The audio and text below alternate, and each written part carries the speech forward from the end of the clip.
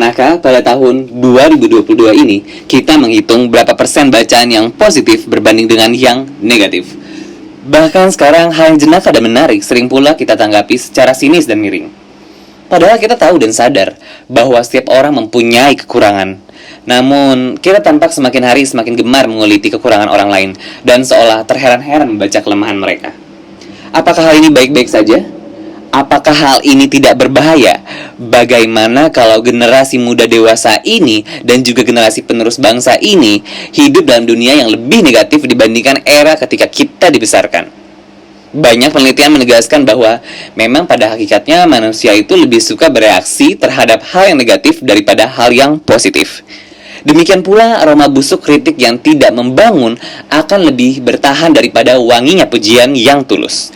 Bahkan di dalam sebuah percobaan yang dilakukan di mana seseorang perlu mengingat kejadian emosional penting dalam hidupnya, ternyata ditemukan bahwa rata-rata individu akan mengingat 1 kejadian positif dan 4 kejadian negatif.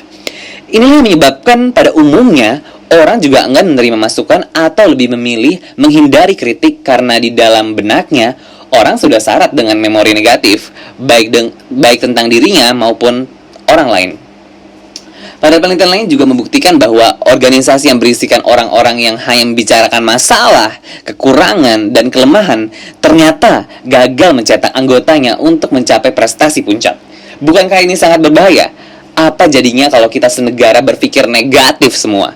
Jelas bukan bahaya penggunaan ponsel pintar yang berlebihan saja yang perlu diwaspadai, melainkan beredarnya pernyataan-pernyataan negatif secara konstan akan merusak mental kita dan generasi penerus kita. Dalam ilmu manajemen kinerja, ada petunjuk untuk memberi istilah kelemahan atau kekurangan sebagai opportunities for improvement.